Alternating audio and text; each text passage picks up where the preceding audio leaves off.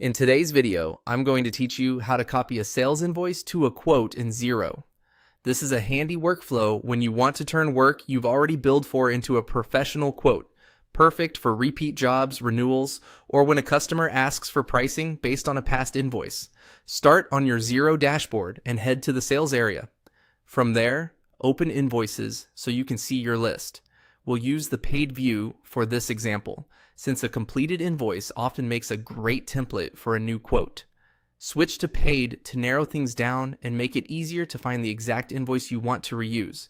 Locate the invoice you want to base your quote on and select it by ticking the checkbox next to it. Take a moment to confirm it's the correct customer and the right set of line items.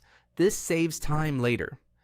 With the invoice selected, choose Copy To, then pick Quote from the options. Xero will prompt you to confirm who the quote is for.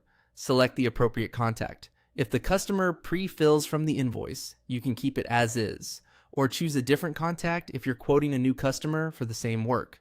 When you're happy with the contact, click Copy to create the quote. You'll land on the new quote, pre-populated with details from the invoice. This is your chance to review and adjust. Check the contact, line items, quantities, unit prices, discounts, and tax settings. Update the quote title, reference, date, and expiry if needed so it matches your quoting terms. If your pricing or scope has changed since the invoice, edit the line items accordingly. Make sure totals, currency, and any notes look right. Think of this screen as your quality check before sending anything out. When everything looks good, click Send. This opens the send window. Here, tailor the message so your customer clearly understands what the quote covers. You can adjust the subject line and body to highlight key points, timelines, or next steps. Keep it professional and clear, and ensure the recipient address is correct.